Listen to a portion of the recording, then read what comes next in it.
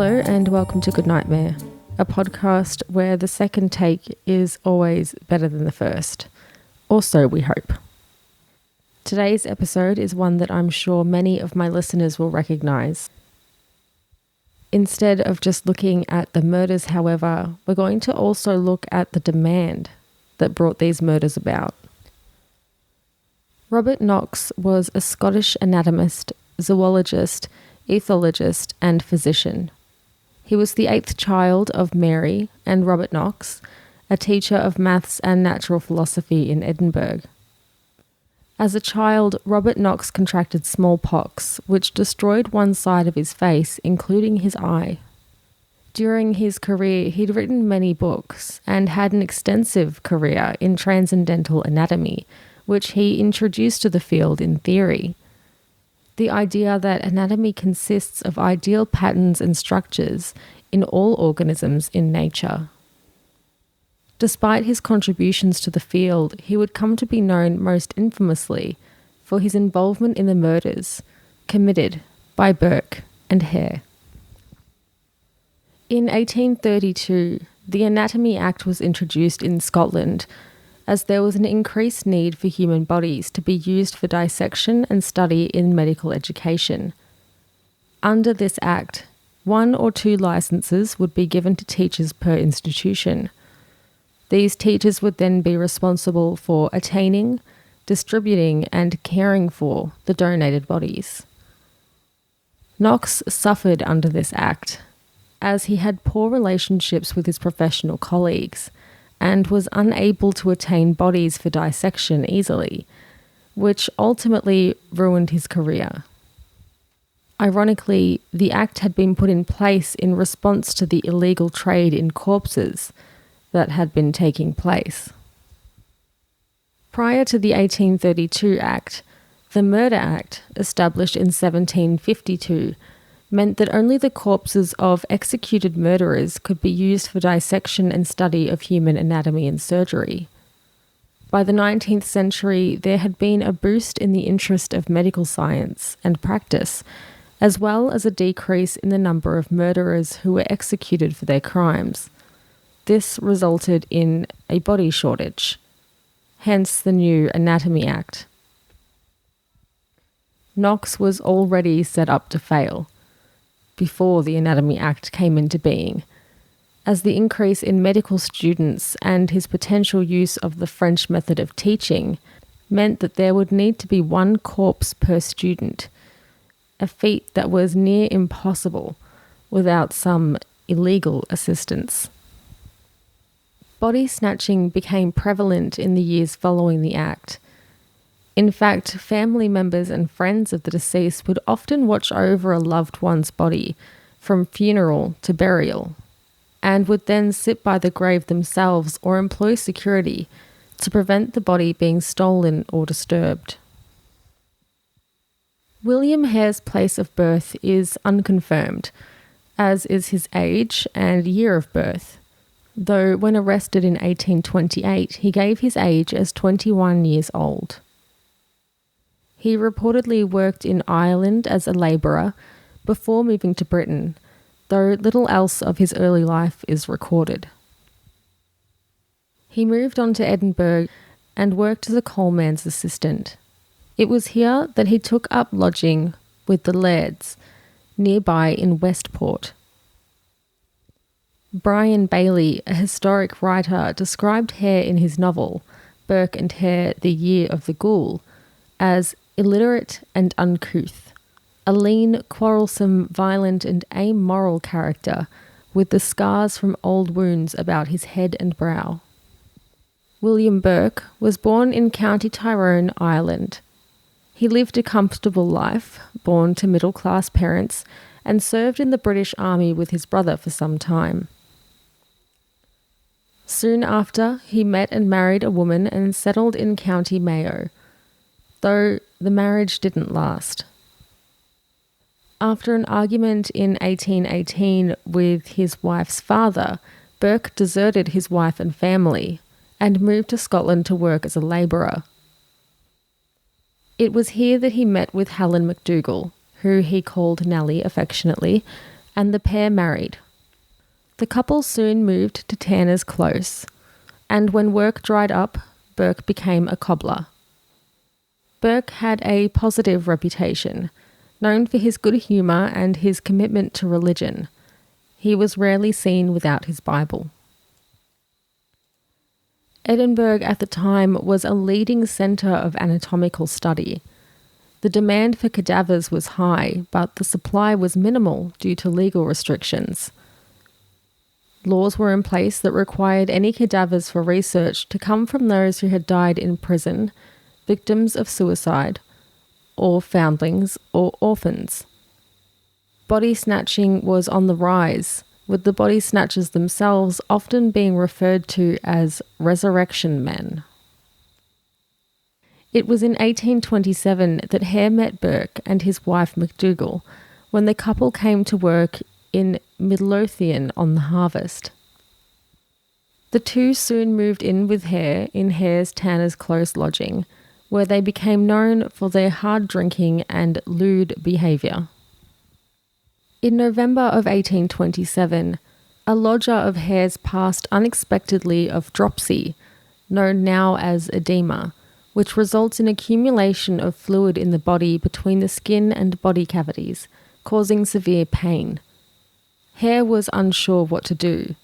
The lodger had owed £4 in back rent, resulting in a loss of income, which Hare could not afford. He lamented his loss to Burke, and together the two decided their best solution was to sell the body to a local anatomist.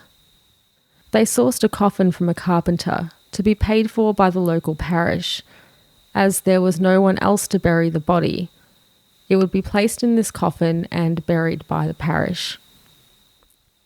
Once they found themselves alone, Burke and Hare removed the body from the coffin and filled it with bark before resealing it. They hid the body under a bed, waiting until the day of the burial to move it. After dark on the day of the burial, they transported the corpse to Edinburgh University. Burke testified later on that they'd been looking for Professor Munro to sell the body to, but instead were directed to Knox in Surgeons Square. Knox paid the pair a total of £7.10, with Hare taking £4.05 and Burke the remainder. Hare had taken the larger amount to cover the back rent owed by the lodger. In any case, this was more money than either would usually see in a week's worth of work. When leaving the university, Burke stated that they were told by an assistant of Knox's that he would be happy to see them again when they had another body to dispose of. And so began Burke and Hare's new career. Together, Burke and Hare would murder a multitude of people, mostly targeting what was then called tramps and drunks. Their crimes since became known as the Westport murders, though in the true crime community, it's often simply the names Burke and Hare that bring the crimes to mind. A summary of their recorded victims follows. Burke met Mary Patterson and Janet Brown in Edinburgh in early April. He bought the women alcohol before inviting them home, where they continued to drink well into the morning. Mary Patterson eventually fell asleep, drunk and tired, while Burke and Janet stayed up talking. It wasn't long before they were interrupted by Burke's wife, who accused the two of carrying on an affair. This accusation led to a fight, in which Burke is reported to have thrown a glass at his wife, cutting her above the eye. Wisely, Janet chose this moment to leave. Burke's wife, Helen, also left in search of Hare and his wife, and when Burke and Hare met, they locked their wives out of the room while Burke murdered the remaining guest, Mary Patterson. They put her body into a tea chest and delivered it to Knox's assistant, still warm, for £8.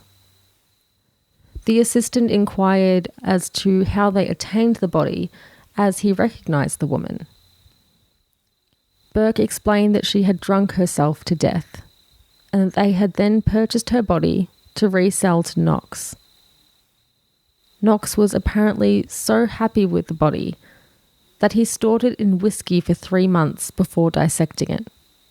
When Brown came back to town in search of her dear friend, she was told Patterson had fled town with a travelling salesman. The following year, in 1828, Mrs. Haldane took up lodging at Hare's home. Unfortunately, this was a fatal choice. After a night of drinking, Haldane fell asleep in the stables. While she was out cold, Burke and Hare smothered her to death and again sold her body to Knox. Fate would have it that shortly after, her daughter would come to stay in the same place. Again, after a night of drinking with Burke, Burke murdered the young woman without assistance. The tea chest was again employed to carry the body to Knox's place of work for a sum of £8. The murders happened in quick succession. In May of the same year, another woman was smothered by Burke while Hare was not in the home. The pair were paid £10 for this donation to science. As seen in the next case, it would appear that Burke was somewhat of a ringleader in the business. A woman named Effie, who Burke had known from previous dealings, had come to lodge with Hare. Burke plied her with alcohol, and once she was drunk, he and Hare murdered her for the sake of £10. Burke also offered to assist a drunk woman who was being escorted home by a constable. Little did the constable know that he was handing the woman over to her murderer. Burke killed her at Hare's house and sold her body for £10. In June, 2 more lodgers would fall victim to these murderous men.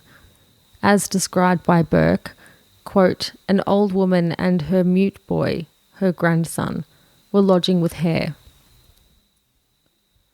The young boy sat by the fire while his grandmother was killed in the bedroom. Burke and Hare then carried the son to the bedroom and murdered him also. Burke reported that it was this murder that weighed on his mind the most, remembering the look on the boy's face, though obviously it was not enough to deter him from going through with the act. Unsurprisingly, murder can take a toll on a friendship. When Burke and his wife left to visit McDougall's father, Hare had been short of money and had even sold his own clothes. However, when Burke returned, he found that Hare was quite finely dressed. Hare denied having sold any more bodies, but when Burke checked in with Knox, he found that Hare had indeed sold the corpse of a woman for £8. The two argued, apparently coming to blows, and Burke and his wife left to live with a man named Brogan. The two found it difficult to stay away from each other. Within months, Burke and Hare were visiting each other when Mrs. Olsen visited the home to do laundry. Burke and Hare murdered her in a drunken stupor and handed her body to Knox before she was cold. The two were becoming relentless in their schemes. A short while after the murder of Mrs. Olsen, Helen McDougall's cousin Anne was visiting. She was murdered too, and sold by Burke and Hare for £10. Margaret Hare, Hare's wife, had recommended that the men murder Helen McDougall herself, claiming that she could not be trusted as she was a Scotswoman. Burke refused. James Wilson was only 18 years old when he crossed paths with Burke and Hare. He was well known in Edinburgh.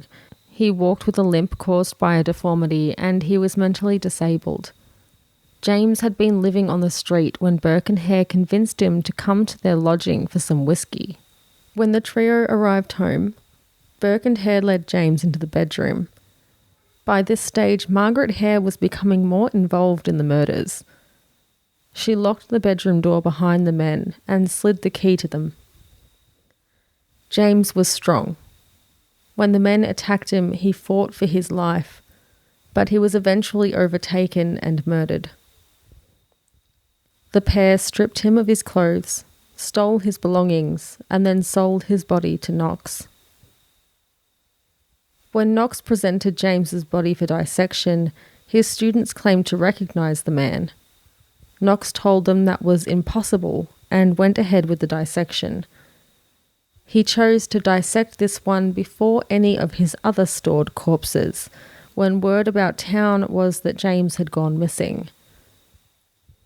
What better way to hide the evidence than to dissect it in a class full of students?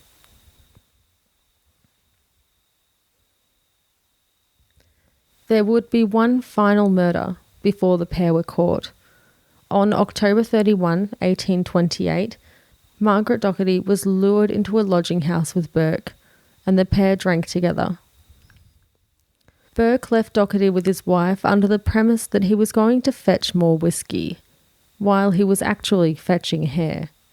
A man and his wife were also lodging at the same house. James Gray and his wife Anne had been lodging at the same place as Burke, but they'd been sent away as Burke claimed that he wanted to spend some time alone with his wife and their cousin, as he called Margaret. Burke, Hare and Margaret were joined by Margaret Hare, who drank with the group. The other lodgers, James and Anne, returned at some point to gather clothing when they saw the group drinking and singing together. Once they left, Doherty was murdered and her body was kept in a pile of straw by the bed. It was the Greys that would be Burke and Hare's undoing, along with their own carelessness. Anne was suspicious when she returned home the following morning, as the men were preventing her from approaching the bed. When Burke and Hare left the home, Anne and James dug amongst the store and found Margaret Doherty's body. They immediately left to report the murder to the police. Burke and Hare sold the body while the couple were out of the home and hid her clothing under the bed. Burke and his wife were unable to keep their stories straight when arrested. The pair reported different times that Doherty had left the home, and so they were taken in by police for questioning. The victim's body was discovered when Knox's stores were raided. Burke, Hare and their wives, as well as Brogan, who they'd been lodging with, were all arrested and denied any knowledge of the murder. The town was both repulsed and thrilled by the uncovering of these crimes. There were ballads, rumours, papers, all written about the murderous pair and their devilish crimes. In all, the pair committed 16 murders. There is speculation as to which order the murders occurred in, as Burke and Hare told varying stories, though it's widely agreed that they started in January or February 1828, where the pair smothered their first victim with a pillow. They later moved to smothering their victims with a hand covering the nose and mouth, which in this date was almost undetectable. During an interview, Burke confessed that he and Hare had struggled with accepting what they had done, how they would often find themselves unable to sleep without the aid of alcohol and would leave a candle burning through the night so that they would not be left in the dark. The police were struggling to convict the pair of Doherty's murder, as they were unable to prove that she had been smothered to death, nor could they connect this with the rest of the murders. Ultimately, both Burke and Hare would confess after being separated and interviewed.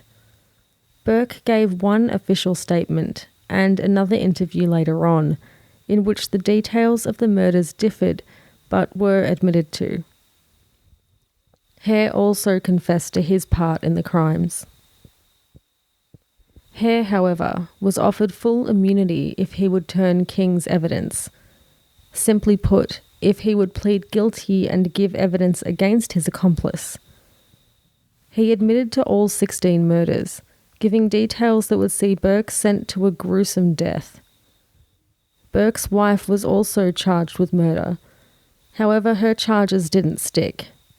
She was not declared innocent, but due to a lack of evidence, she was ultimately acquitted. Burke's conviction stuck, and stuck well. The trial of Burke and Hare began at 10 a.m. Christmas Eve of 1828 in Edinburgh's Parliament House. The court was full with a crowd also gathered outside of Parliament House, and 300 constables were on duty to prevent rioting, with infantry and cavalry on standby.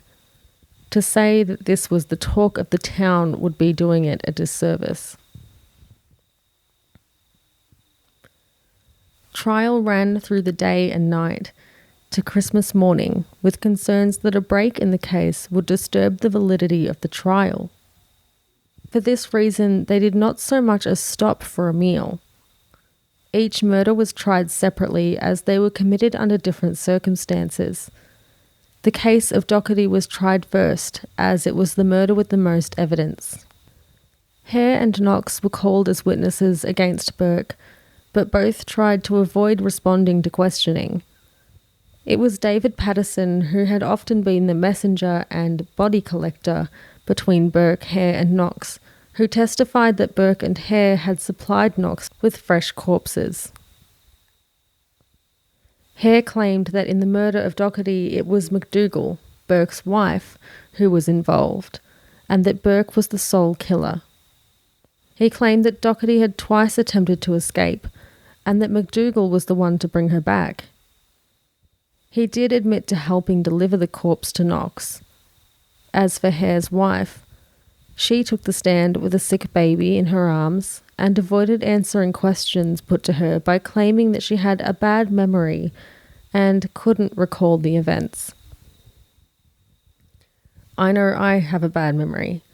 For example, at least 3 times every night I'll put my bag down and then 2 minutes later forget where I put it and wander over to it thinking it's my cat. However, if I were to be present at several murders where the corpses were then sold for my benefit, well, something tells me I'd remember that. Burke's defense lawyer began his final statement at 3 a.m. on Christmas Day, lasting 2 hours. MacDougall's lawyer followed at 5 a.m. The jury retired to deliberate at 8:30 a.m. on Christmas Day and returned after a short 50 minutes. A guilty verdict was delivered against Burke's charges for the murder of Doherty. The same charge against MacDougall was delivered as not proven. There was a lack of evidence tying her directly to the murder. When passing Burke's sentence, the judge told him, "Your body should be publicly dissected and anatomized, and I trust that if it is ever customary to preserve skeletons, yours will be preserved in order that posterity may keep in remembrance your atrocious crimes." MacDougall was ultimately released, and the following day was confronted by a mob who believed that she should have been charged with murder. She was taken to a police building for her own protection, but the mob did not relent and attacked the building. She was refused permission to meet with Burke before his hanging and left Edinburgh. Hare's wife fled to Ireland after also being attacked by a mob. Neither woman was seen or heard from again. Burke was hanged on January 28, 1829 in front of a crowd of reportedly up to 25,000 people. Rooms with views of the hanging in surrounding buildings were rented out so that people could watch from their balconies. On the 1st of February, his corpse was publicly dissected by Professor Munro. Police were called when a large number of students arrived demanding access and rioted when they were not admitted. They were then allowed to pass through the theatre in groups of 50 to witness the dissection, which took 2 hours. At the end of the dissection, Munro dipped his pen in the blood of Burke and wrote, "This is written with the blood of William Burke, who was hanged at Edinburgh. This blood was taken from his head." Hare was released on February 5, 1829, having remained in custody for his own protection. He was taken out of Edinburgh in disguise, but was recognised along his journey. The message reached the next town before he did, and a large crowd gathered to meet him. Police had to arrange a decoy while they snuck Hare into a carriage and took him to the town prison for his own safety.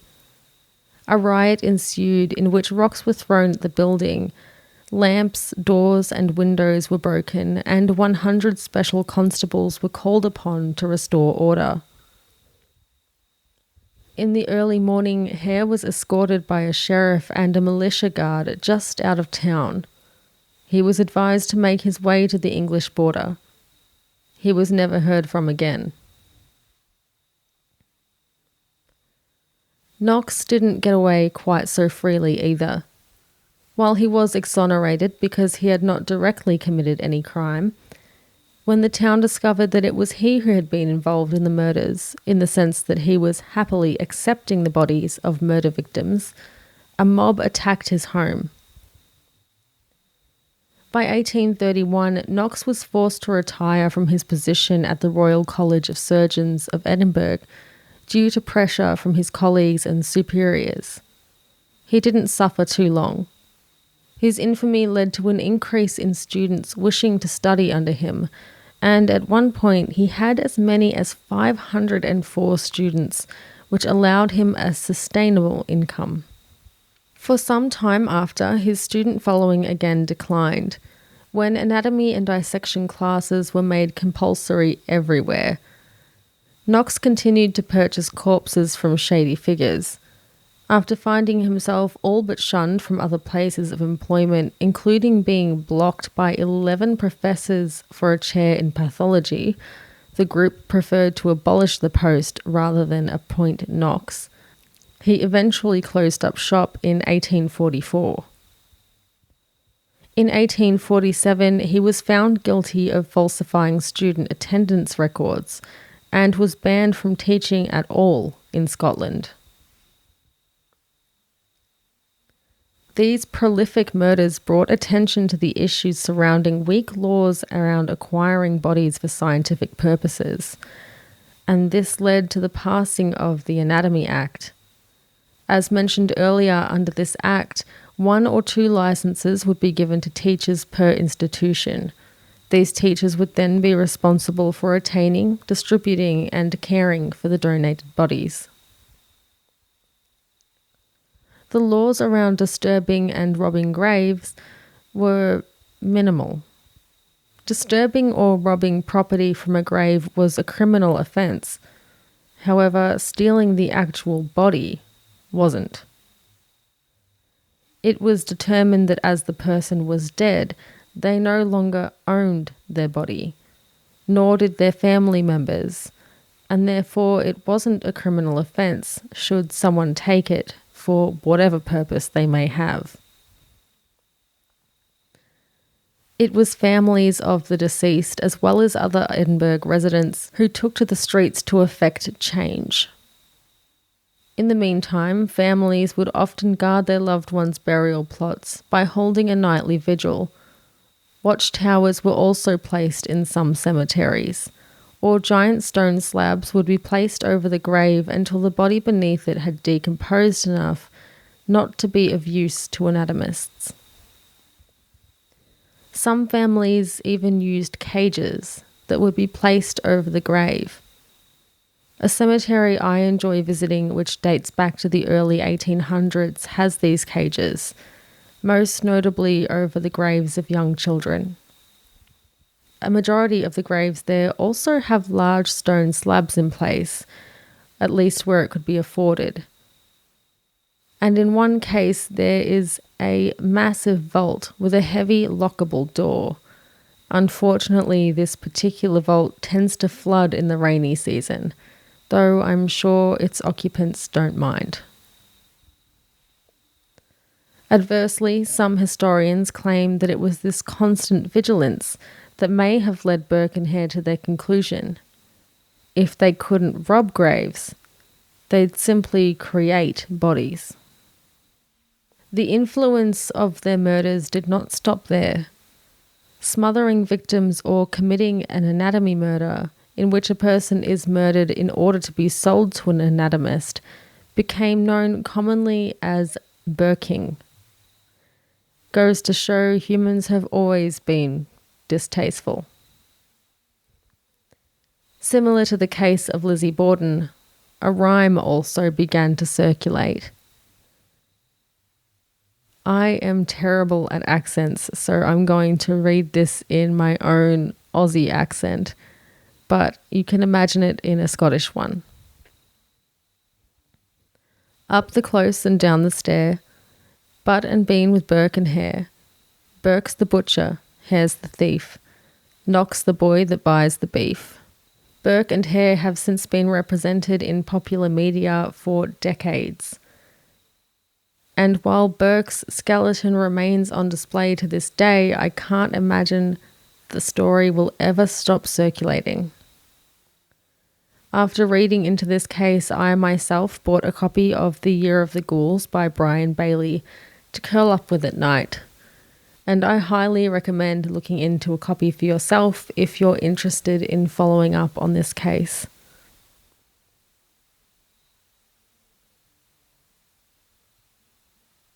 A little fun fact, a while ago I was researching cannibalism cases, and if you look into cannibalism cases, you'll often find that there's not usually much precedent for how they should be handled in a court of law.